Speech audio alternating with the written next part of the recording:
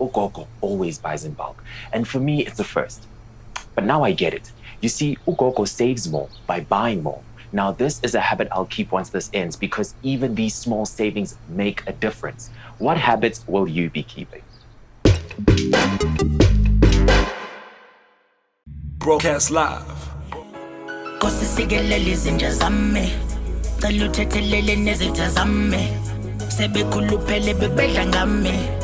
Mase ngiphumelele bazozwa ngami ankhanyiseni sebumnyameni Hey. Yo, Diddy! What's going on, bro? I'm good, man. How you doing? I'm all right, brother. Couldn't be more blessed. I'm happy. I'm good. You're right. Ngiyabonga. I know, Ngabong, I'm fine. I must always just remind you, you're one of my favorite MCs, straight up and Thank down. you. I appreciate that, and you do. You always do. Thank you, bro. Yo, I mean, you from like your lyrics, your writing to your song making. I always say this. I mean, ain't a damn thing changed. You know what I mean? I listened to this album again, and I just haven't heard you in a while. It just felt good. I said, yeah. Yeah. Thank you, bro. And you know, for anyone watching out there, that is so incredibly true. You've been one of the most consistently encouraging people in the music industry for me. And no matter how many times I let you down, which is a lot of times, but you've just always had my back. That whenever I say I'm ready, you're ready. And in Abong, I appreciate that so much. Ain't a thing, man. So tell me why coming back now? 8 songs, 8 songs was 30 minutes. Why did you I think it's decide to come 9. back? 9, yeah. Why did you decide to come back with the full project right now? Well, you know, I'd been working on music for a long time. And then I took a break and I didn't make any music for a while. And then last year, when I met a young producer called Young Toon, he just reinvigorated me so much. And we started making a lot of music, myself, Young Toon, M2K, and M587, August Child, and Mikont. We started making a ton of music. And I think I probably had to just, you know, reacquaint myself with who I am as an artist. I don't think I was very confident. And I kept playing the music for a lot of people. And people were like, yo, this is dope, release this. So eventually, you know, at the start of this year, I just decided, you know what? It's time to get out from under this rock, stop feeling sorry for myself, and start putting out the content. I put out Angsabalegi, and it just steamrolled like crazy. And then that's what inspired me. When I put out Angsabalegi, the reception to that really inspired me to go back in. Plus the live streams that I do where I listen to young artists' music, that really, really brought back my drive and my passion, and I found myself hungry again. So I was just like, I'm going in now. And the quarantine situation is just it just happened, you know? It just so happened that as I was planning to go harder on the music and as I was planning to go harder on the streaming, quarantine hit and really shook up how everyone works. And for me, I've already been social distancing for the past 3 years. And I've built a system here where I can be very productive without ever setting foot outside my house. And it just clicked so well and worked so well for me. I mean, how have you been making a living? I mean, I know that like music is not where you live, but like you seem to be so like you said, you got a whole setup. How have you been making a living with all the stuff that you're doing right now? Yeah, it's music, man. So I do quite a bit beyond just being a rapper myself, you know, with being a TV presenter as well as being a producer for, you know, TV shows, jingles. You know, the most recent show I did was Black Tax on BET. I made the music for that. So that's really my main bread and butter. And yeah, just careful saving as well. Very careful saving. It's played a huge role, you know.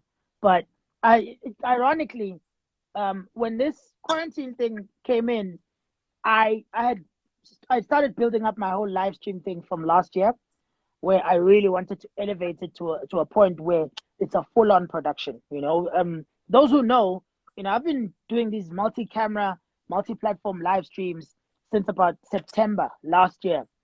So by the time this thing comes around, you find that a few brands were able to look around and say, okay, that's a guy we want to align with because, you know, he's obviously been doing this for a while. Well, everyone is scrambling to figure out how things work right now. So due to the lockdown, I managed to get a few clients for the live stream related stuff. You know, shout out to SABC Education, shout out to the South African National Blood Service, shout out to Kelezanati Yebo Media. Those are all people who came on board and partnered up with me in my streams.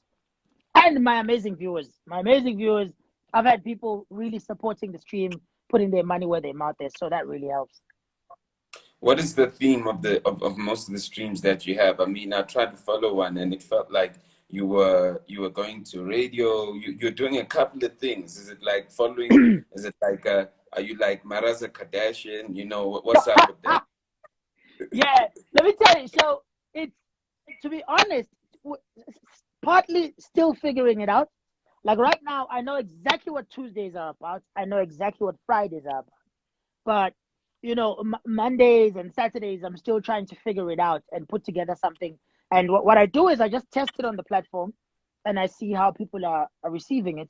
And then we decide whether it's going to go through. So every single Tuesday, I get music from unknown artists. I listen to it live on air and I review it, give them tips, pointers, you know, tell them to chase it harder, tell them to stop if it's not for them. And on Fridays, I review their music videos. So up and coming artists who shoot music videos with their cell phones, especially. I want those music videos where, you know, it's no budget, no equipment, just creativity. And we review that, you know. And so that's what the main focus is on Tuesday and Friday. And then Monday, Wednesday, Saturday, it's mostly just, what I've realized is because I spend a lot of time in isolation, like reading and learning and figuring out how certain things work, a lot of young artists have started to look up for me for information. You know, I know quite a bit about publishing. I know quite a bit about music production. I know quite a bit about TV. I know quite a bit about the business side of selling music beyond just being the rapper who is in the front of everything. So most of my streams are knowledge sharing. On every single stream, I get a ton of questions from young people who just want to learn and become better. With me being no expert, but sharing the experiences I've amassed over the past, 13 years or so. Sam, that's crazy. I mean, so when you talk about the isolation, I always wonder, it's as if like maybe you got into the music industry as an artist and you maybe never got what you wanted and you literally just said, well, I'm going to do it how I want it and so I can still be happy.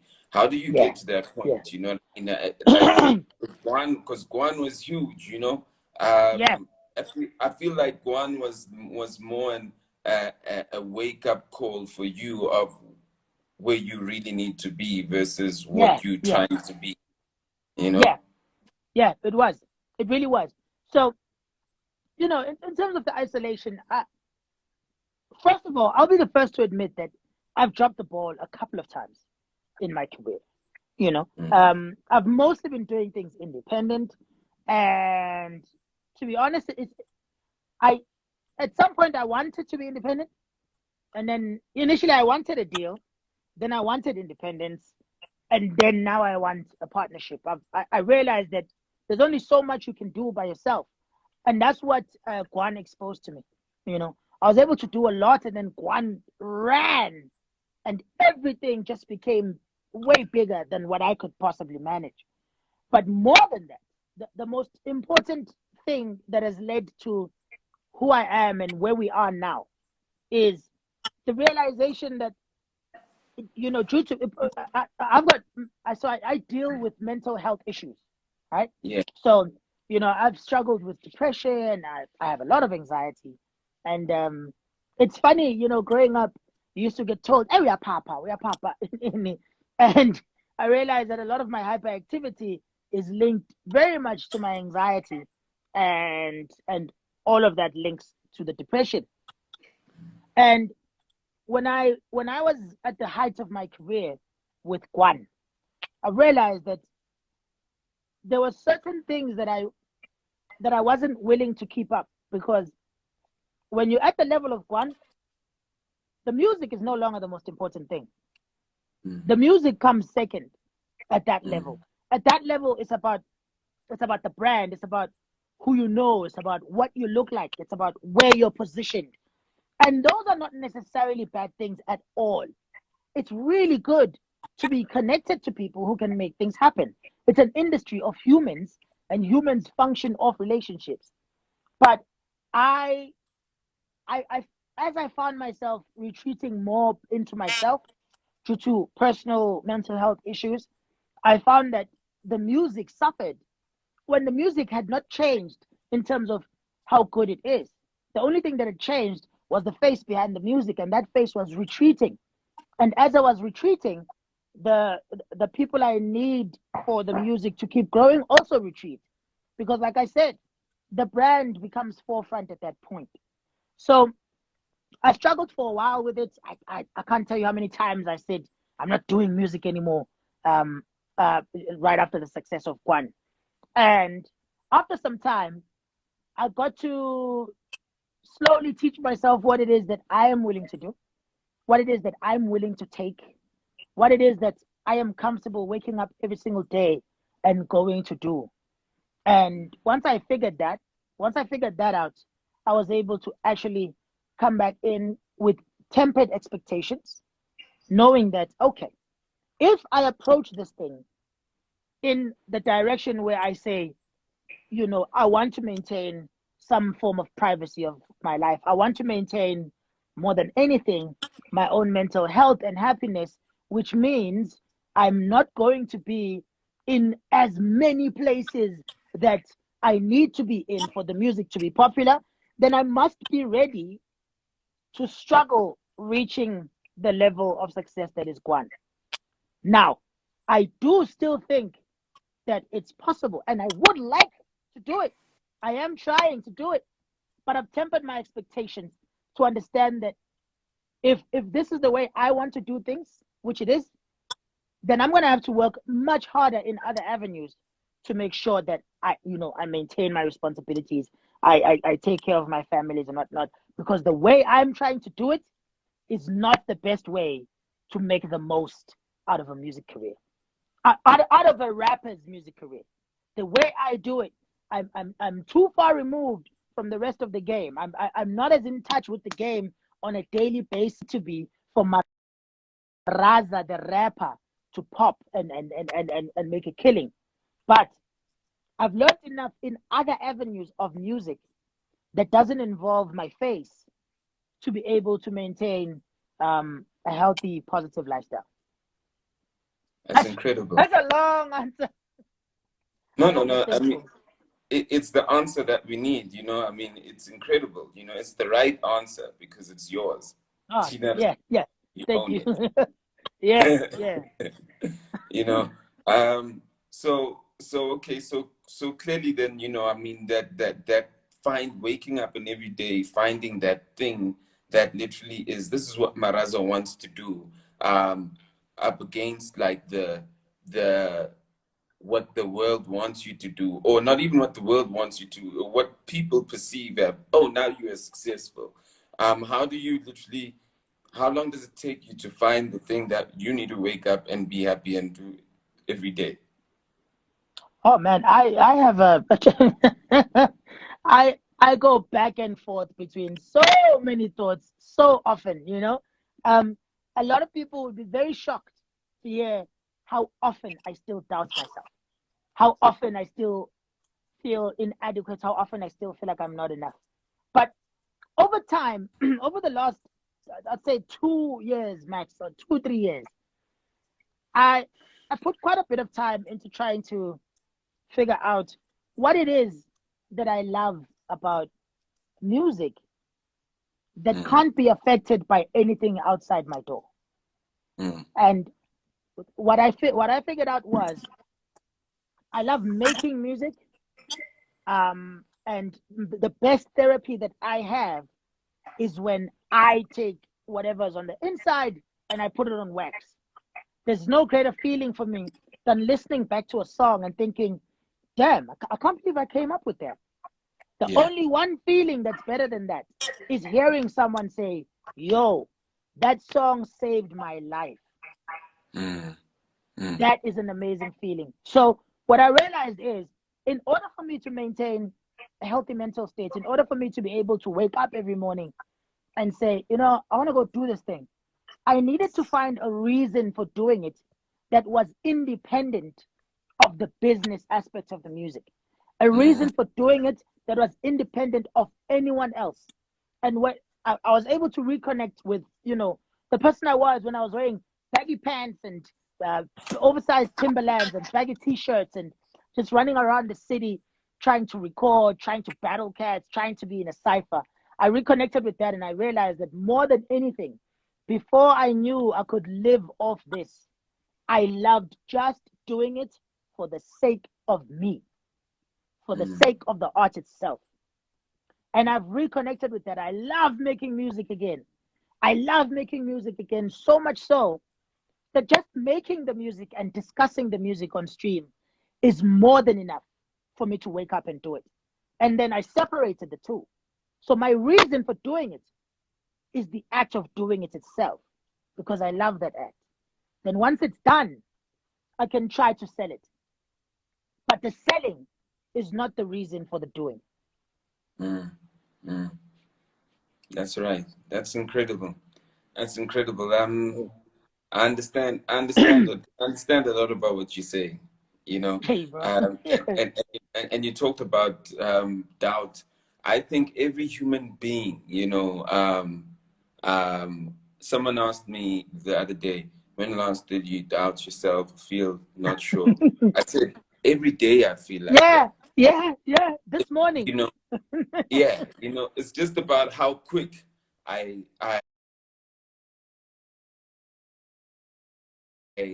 get. It's just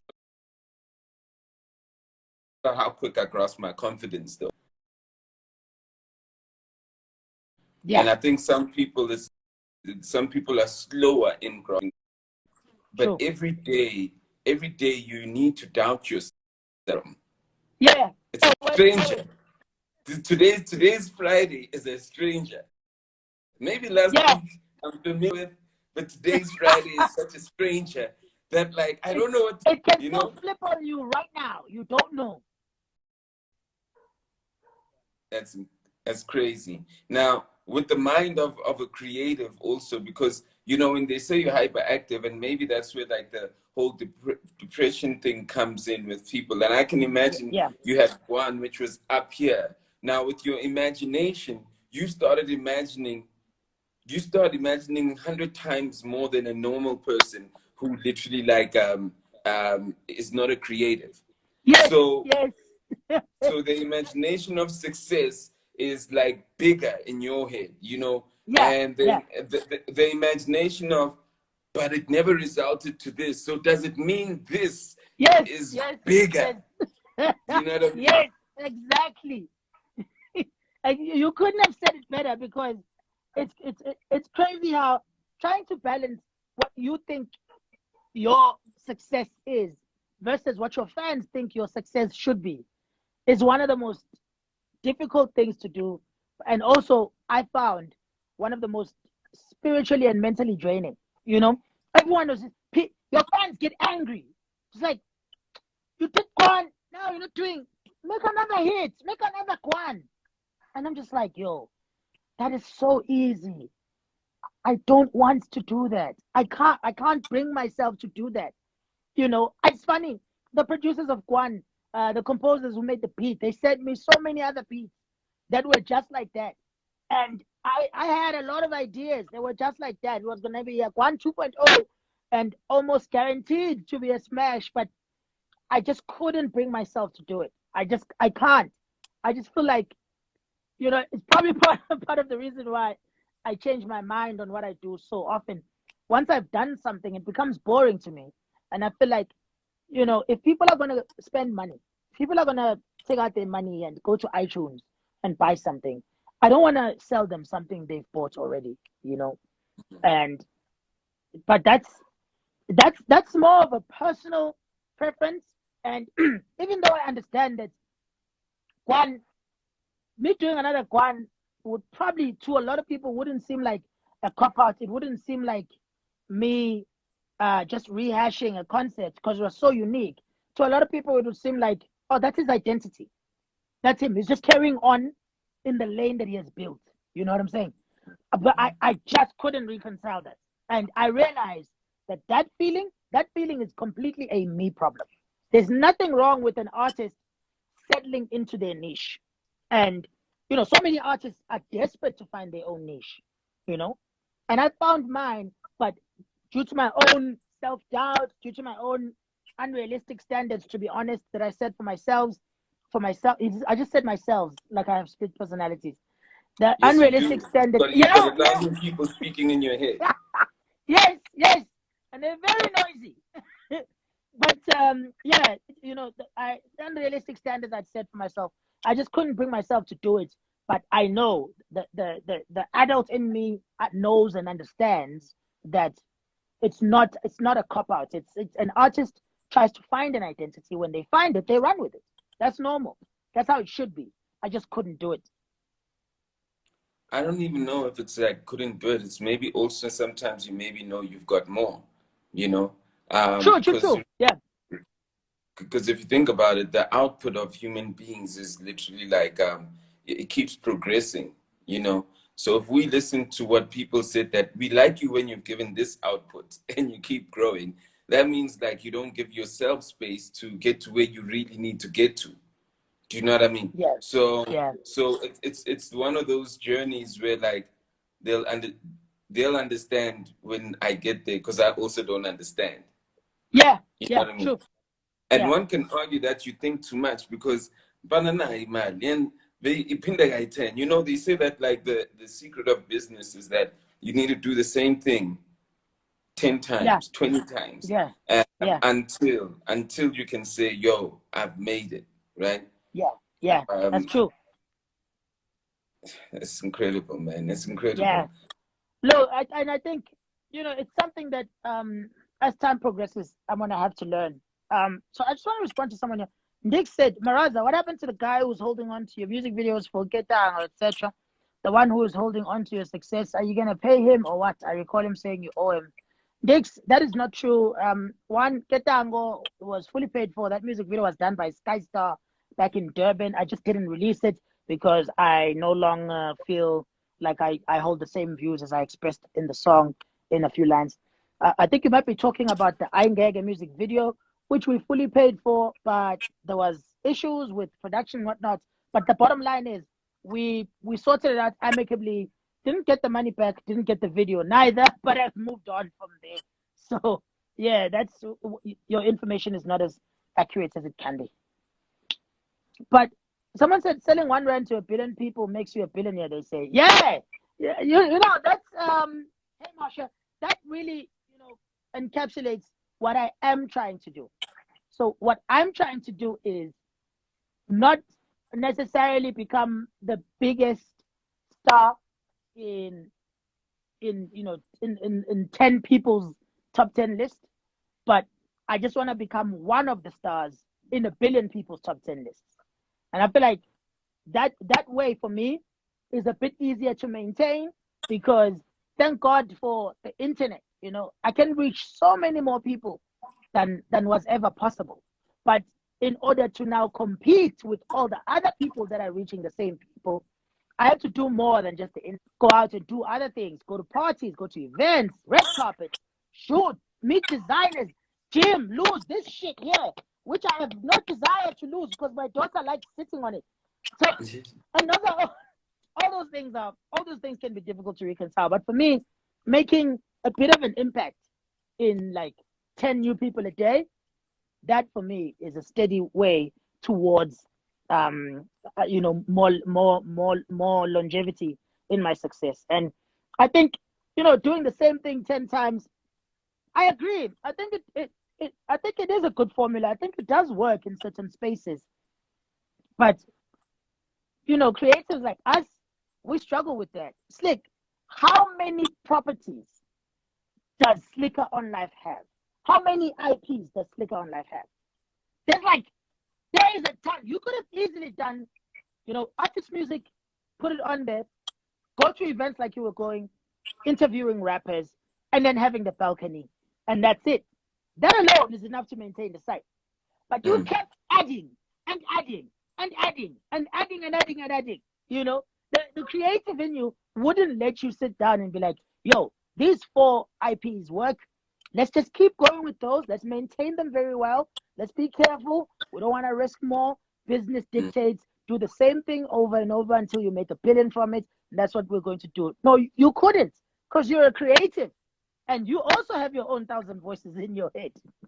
You best believe, and I mean, it is that thing that like one thing that I try to do, which is like what you're trying to do, but yours has a physical manifestation, or maybe mine has it too, is that I wanted to build a corner like Slick Online, where I can do music, audio, do content.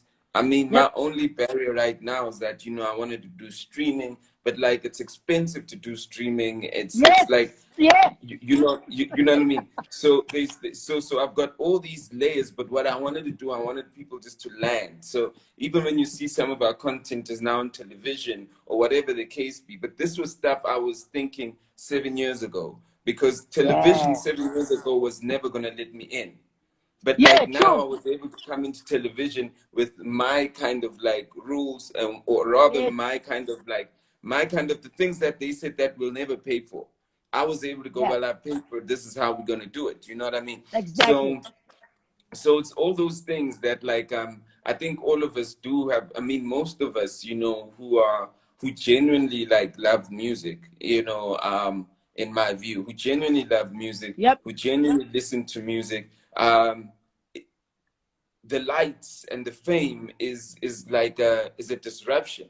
It is, and especially when we start admitting that like we become fools for it too. Yeah, I couldn't, because it's not like you're here because you're strong. It's here because you're not strong enough to be there. Yes, that's true.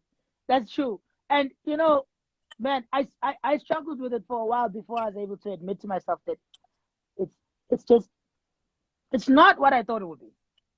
It's just really not what I thought it would be. I mean, the money is great.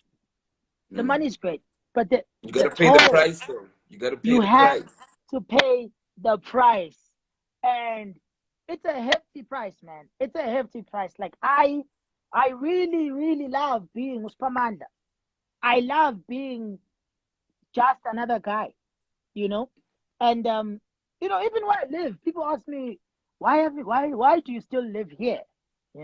Why don't you live in Midrand or the North or wherever? I'm just like, I could choose to live there and have an onion and water in my fridge, or live here and shout at my kids, things like are rotting. Why haven't you eaten them? For me, Spamanda is, living there seems like it would be a decision for the sake of Maraza. And I think for me, even though Maraza is an extension of who I am, everything that Maraza makes artistically is everything that Spamanda is in love with. But I realized at the height of it all, when the lights were very bright, that I really prefer Spamanda's life over Maraza's. It started being a time where, I couldn't go out with my family without having to take, 100 pictures.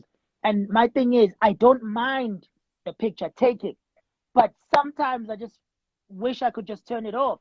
It's like, okay, but not today. Today I'm with my wife, I'm with my kids. Let's not do it. No, it doesn't work like that. And instead of being the guy who, who's swearing at fans, who's saying, because people are doing that from a place of love. But instead of being that guy who turns that down and just like, I started retreating so I wouldn't have to make the decision between Maraza and Spamanda's family. And it's not, it's not an ideal situation. It's not an ideal situation, but right now, what I have genuinely works for me. It really does. Let me ask you a question, or maybe also give a perspective.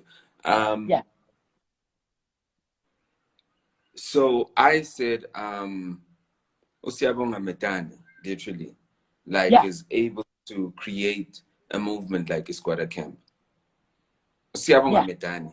Yes, Eh? yes. Yeah, Usiabonga Metani was able to create ventilation. By the ventilation, he then created Uslika, you know. yes, yes, Usiabonga Metani is able to create Slika on live. So the more Usiabonga Metani gets caught up into the creation, yes, the less the creation of a slake or a squatter camp or even ventilation, the less Usiabonga Metani gets to fulfill his purpose in life. yes, yes, yes. Do you That's understand? true. Yeah, So yeah, so it's like it's that division of um of the power of your output versus like the innate input that you have inside you just to create, yes, you know. yes, yes. So you got to get to a point where you quickly mature and understand the power of your output, you know. Yeah, and, yeah, and once you understand the power of your output, you might, I mean, if they're gonna, like I was doing an interview with Newsroom last night, they'll ask me about this, all this other stuff that's related to what's happening in mainstream media. And I've yeah. also made peace that, like, because my output reaches that space, you Yes, know, I must be able and ready to engage. But I yes, don't yes, ever want to be on it. I don't mind, like, if I'm doing a show with Speedster, he can dress up with Scoop. They can literally have the. But for me, if you're gonna come in, if I'm coming, that's it's it. my show, bro. It's my party. Yeah, You know but what I who's mean? all, No one must you're give me here the to see, rules. you're here to see, yeah. You're not here to see a fashion show. And you're here to Exactly. be, you have to be with Slaker on a platform that Sia created. And Sia But makes the rules. But here's the thing about Sia also. Sia also needs to know when it's time to, if you've built so much momentum, you need to know when it's time to step back because now it's controlled by the perception of the guy who's dressed nice, the guy who literally like has anything else beyond music. So like also, so now Sia must step back from Slick on Life and let those guys run it if that is the case and when it Yes, gets there, yes, because yes, the movements we create are not for just us. They us to benefit now, say we're yes. eating, but they literally like in the long, like if Squatter Camp was for us at the time, at the moment, but it I was for wouldn't what be will here. happen in the future of the game. Do you know what I I mean? wouldn't be So here. you If must know Squatter when to Camp was step for back. you guys, if Squatter Camp was for you guys at the moment, I and a lot of other artists wouldn't be here. And I'm so glad you mentioned that because so, someone just said, someone just said, yo, but Maraza, your downfall was hectic, bro. It's crazy how I decide to step back, people interpret it as falling off, you know? Whereas I never really fell. I wasn't as public as many people would like me to be. But that also, they're speaking from the perspective of someone who is on the outside looking in, from the perspective of someone who saw Gwan and said, yo, this is what he should keep doing. And because I said, no, I want to try it differently, it seemed as though I had failed. And I guess to a degree, there was a level of failure on the commercial side of things, but I regained so much of myself that I was losing every single day. The more I tried to chase the exact pattern of the commercial dream that everyone wants me to chase. And I don't want people to get it twisted. The way I'm doing things is fucking hard. Very hard. And it does not make you a millionaire overnight. It does not make you a millionaire over a year neither. It's very difficult. You'll go through a lot of hard times. There'll be times when you might not be so sure if you're gonna pay school fees for this year. But I'm more comfortable with that way because that way really helps me protect the two things that I think are the most fragile in all creatives. And that's this guy and this one.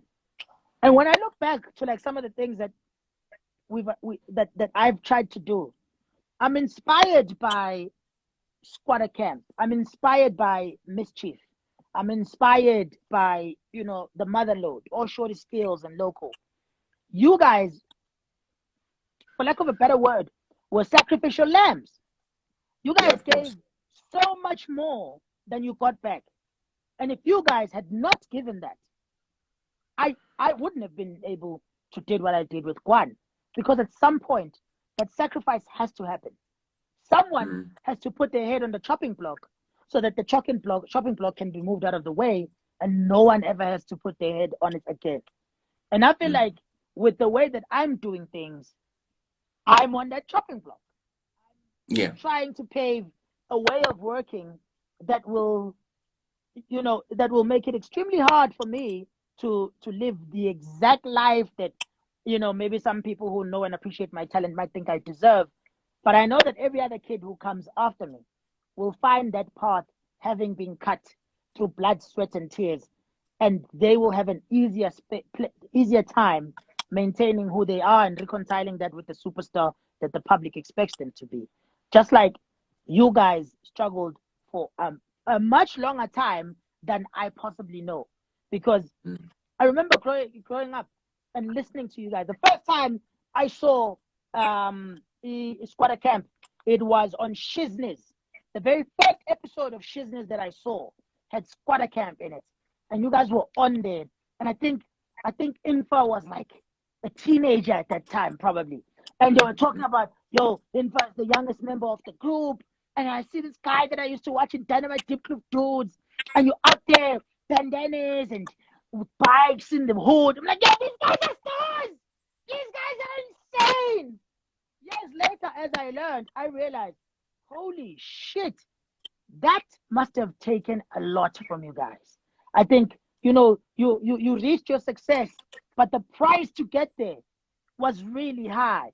But I'm so grateful to you guys for paying that price that it feels very selfish of me to say, hey, I'm not going to pay the price. I'm not going to, Squatter and them already paid it so that I get it. But, everybody else, fuck them. I'm just going to have a smooth sail. I'm not going to sacrifice or risk anything. I just can't bring myself to do that. I can't.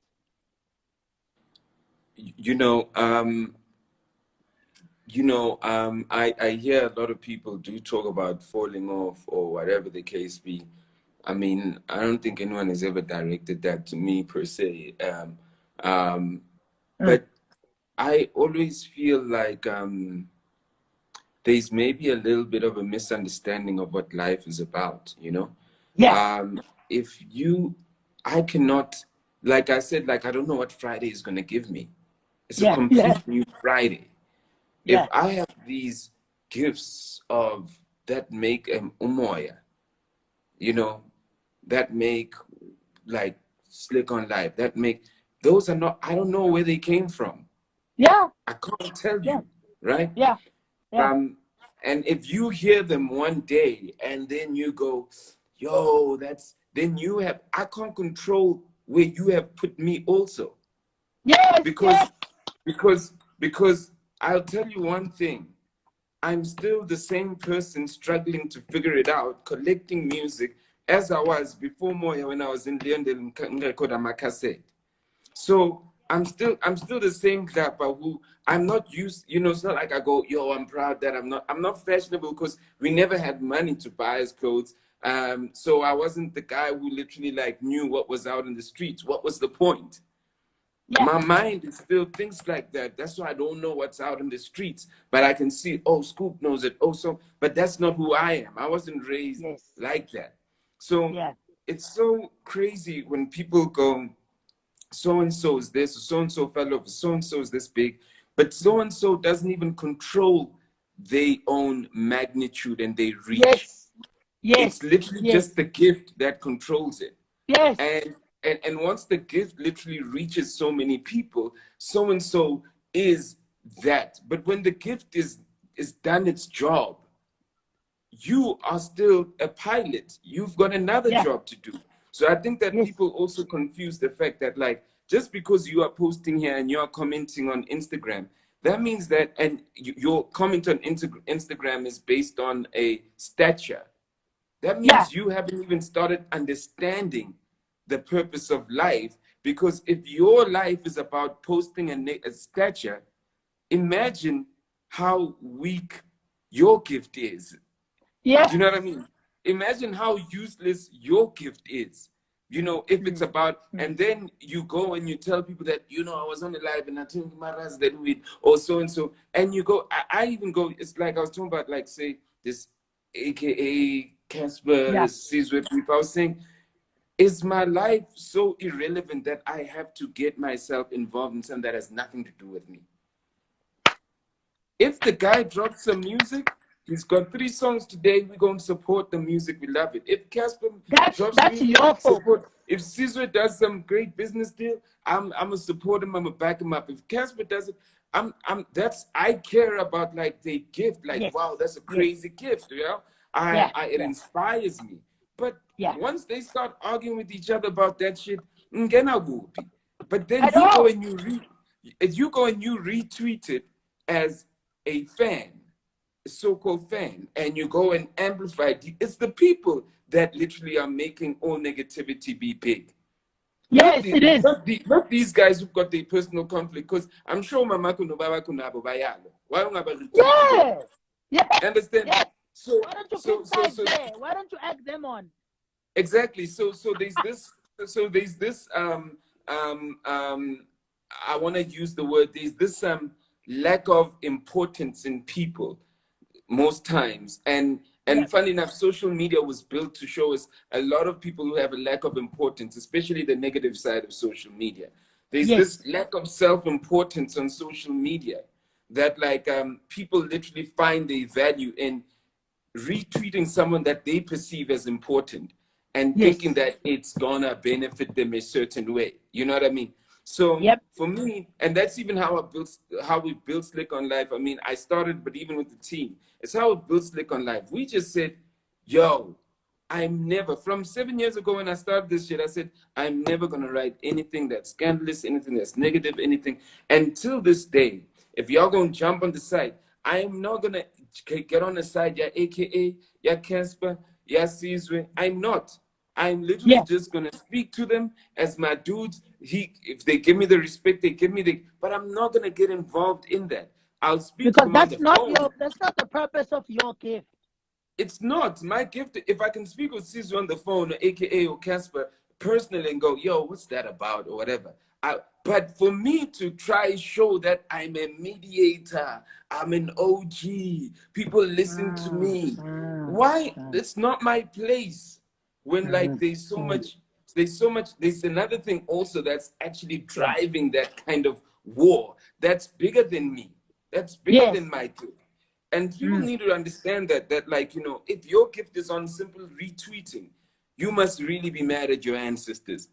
If your gift is literally like at pulling someone else down, you must really be mad at your ancestors for not showing you where you need to put yourself up. You know what I mean? I'm just saying. So that's why, you know, I mean, for me, when you drop an album and you run and you ignore me and you don't hit me back, but I still listen to the album, I don't give a damn, because I'm listening to the gift. You are the man behind the gift, and man is flawed. You understand? Man is always flawed. The Pope can literally tell you about how God can save you. Nelson Mandela can have this great story, but he is flawed. He was married to the late Winnie Mandela. They divorced. That means that in his personal life, there was a flaw somehow, some way. Man is flawed, but always look at the gift. Learn from the gift and not the flaws. And social media is so strong at, like, literally, like, not like looking at the flaws. I mean, looking at the failures, amplifying the failures, and then literally, like, then trying to perfect themselves against failures instead of trying to perfect themselves against the light and gift. You know what I mean? Yeah, agreed. But just, by the way, I do owe you an apology, bro. I'm so sorry. Slicker on Live sent me a message last week saying I should get back to him, and I was about to stream, and I was like, yo, I'll call you after my stream. I always plan to do my stream for an hour and a half. 4 hours later, I'm still streaming, and I've completely forgotten. So my apologies on that one, but thank you so much, man, for being as understanding as you are. And I know it can't go on forever. At some point, something's got to give. And, you know, I'm trying harder to make sure with people like you who recognize, like you just said, there's a gift that you know, should be independent of the man, you know. As long as the gift is doing what the gift it needs to do, then that's what should be, is it propagated?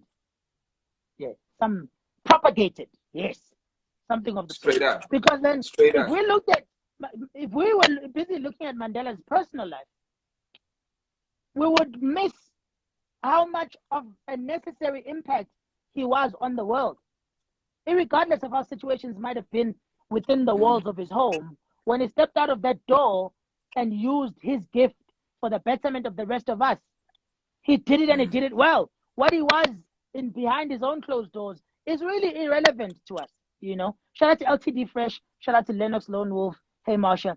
Those are constant regular viewers of my live stream. And shout out. you know, of late, man, I want to thank those guys a lot, because ever since I realized, again, like you're saying, what my gift is, and started embracing it more, I started attracting people who embrace what I embrace more. I think I started putting out that energy to the universe, and as a result, I started getting that energy reciprocated back to me by people who look at me and value me in the exact same way that I've always hoped I could be looked at and valued at, you know. And I'm so incredibly grateful for that. It just goes to show that sometimes, one thing I've learned in the last year or so, you know, there's still too much of what we do that is controlled by fear. And I think that fear is a great motivator. Fear is a great advisor. Fear is a great fuel. But fear is not a good manager at all. You know, let fear make you careful of a deep river, but don't let fear prevent you from trying to fish altogether, you know? And far too often, I was too afraid that, you know, my view of the career that I want to have is just going to be flat out rejected. And I never even put it out there. And once I decided, you know, fuck it, whatever happens, happens, and I started putting it out there, I started attracting the type of fan base that appreciates exactly that type of artistry and exactly that type of gift propelling, you know, where I was able to now push my gift towards the spaces and the places where it will do even more good, because now I'm wholeheartedly embracing the space that I want to point it at. And then the space starts revealing itself. You know, you mentioned something very important, and it's so true. I have never seen one post on Slicker on Live that was negative, ever. I've done a bunch of interviews with you. I remember the other day I was watching the interview we did with Amu, yourself. You invited us to the screening of a movie in Rosebank. And, you know, I got in there and Amu was like, "You're a son." And you're like, "Hey, Maraza, come here." And then Amu starts teasing me. And then you're like, I'm a Vaya Manja. I want to talk to Maraza. And I was watching that clip. I'm like, these are two of my idols. And they are treating me like an equal, which made me realize that I was at an event that was organized by Slicker. But when I got there, I found Siabonga. And Siabonga saw Spamandla in me. And said, Spamandla, Waza, let the cameras capture Slicker and Maraza and Amu. But Tina, I am looking at the person, because that is where the gift resides, regardless of what the game might say. And I thoroughly appreciated that so much. And it still reflects. It still reflects and informs the decision making that I make to this day. Where even when I'm making music with people, for me, it's become very important, what the gift is. I have a fee and I'll charge for a feature, but that is secondary to how well my gift can exist in the same space with that person's gift, because that's what matters more. Let the audience look at it as this guy featuring Maraza, oh, this one killed this one, oh, this one did what. For me, is the gift doing what it needs to do. And you can't have two gifts pulling in opposite direction and think that you're actually going to be able to continue giving to the world what you were sent here to give to the world. So sometimes people ask me for features and they're like, what's it gonna take? I'm like, dude, when the time is right, it'll happen. And I really feel like you can only see whether or not the time is right when you have full understanding of what your gift is, like you said, and what the other person's gift is, and full respect of all of those things. Someone says "Mized my wedding." No, that I just You didn't even know. Let me just tell you, Vacant BSN VD, he's literally a regular and he always talks some shit. But I normally like block people, but I know he's always coming from a good place. I normally hide people who talk a lot of shit, but he's I don't know, I can't even pronounce his name because I always pronounce his name shit. So he knows me and him have got this relationship of misunderstanding each other, you know.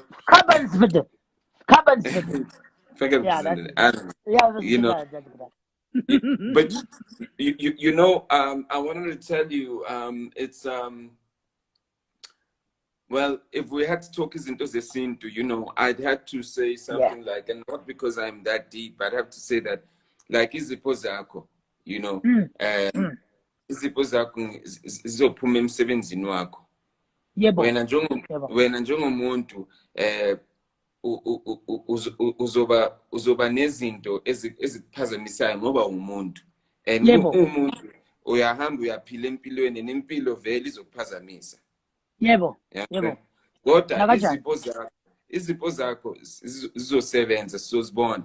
Masibona izipho zakho siyazibona sithi hawu zinhle lezi zipho lezi.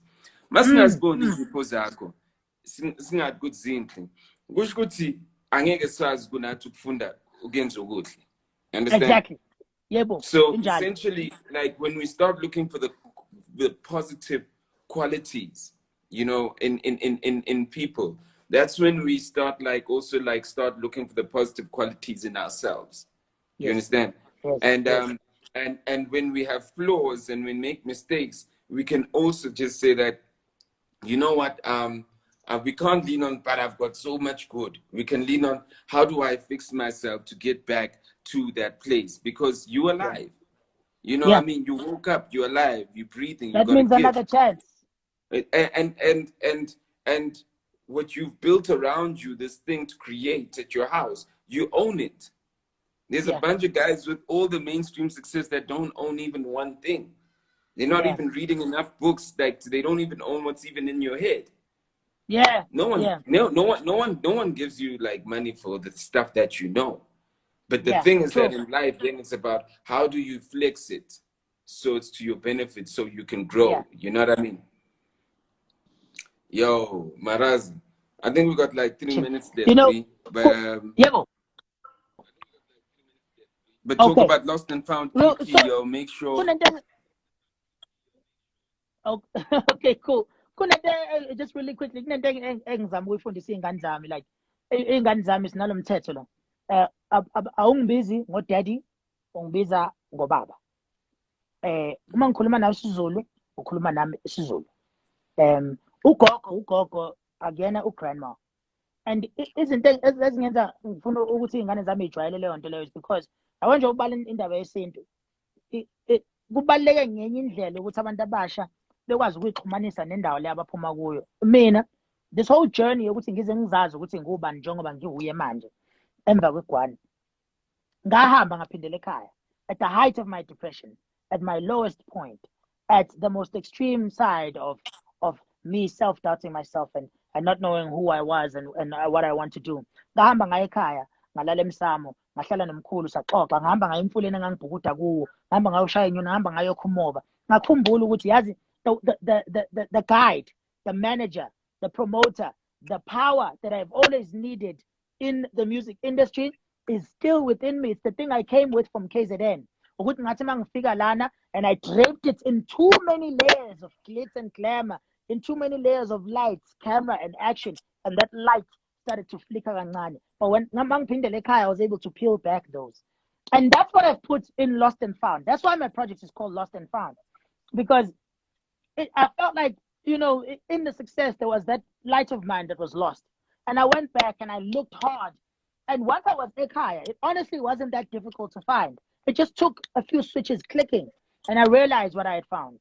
So in my projects, Lost and Found, I attack issues like that. I go and speak about issues like that, where I speak about who I've always wanted to be versus who I became versus who everyone outside looking in thought I should become. And I scrapped all of that and I went back to who I always was. And it's been very life-changing and eye-opening for me to see people, the same people that I thought wouldn't accept it, embrace it, and use it to affect who they are as people as well. So go out there and get it. Lost and Found, the EP, the Lost and Found album is coming very soon. Someone asked me if, I used to be a battle cat and I don't have any battle tracks. Yo, I'll never get involved in beef in South Africa. The reason I won't is because I'm from an era where nothing is sacred. If we're kissing each other, everything is going in. If it's beef, I'm going for your cows, your ancestors, your daughter, your whatever else, your elbows. I stay out. Because the way I do it, people will hate me. I'm from that school where it's everything. Rah! Go for my kids, I'll go for yours. Whichever position, basically. Tata wonke. I can't. I feel like, but that's how I feel about battle rap culture, and that's an old way of thinking, I guess. Things evolve, and the way it's evolved into now is not what works for me. So I just step away. I stay making the music, But young rappers out there, don't try me. Nice way to close it up, yo. Maraza, thanks, man, and good luck for everything. Shout out to you and your family also, and thank you, brother. Keep growing, man. Don't worry, you building something and you don't even know it, Thank you. I appreciate that. Ironically, you telling me that is making me know it a little bit more. Listen, you remember one thing before, hopefully I don't cut. These businesses take years to build. That's something that we don't know in Black South Africa, because we used to getting this tender mentality. You've got to deal for this. But but even business, instant gratification before Instagram, that's how Black people were made to believe that's how you make money. If you've got R1 million off your first deal. But real businesses, whether you look at even Nike, Reebok, all these companies start from nothing and they keep growing, and it takes 5, 10, 15, 20 years. So you got to ask yourself how far your imagination needs to literally allow you to think more than today. And whenever anything is happening, this is the beautiful struggle for your kids. Just give it a name and let that shit build, and then you're gone. One time. Thank you so much, my brother. I appreciate that. I want to say out there to everyone who's watching, also to all the young rappers out there, try and move in whatever direction you're moving in, move with love. And like I said, I won't get involved in the beefs and whatnot, because my thinking is archaic. My thinking is old.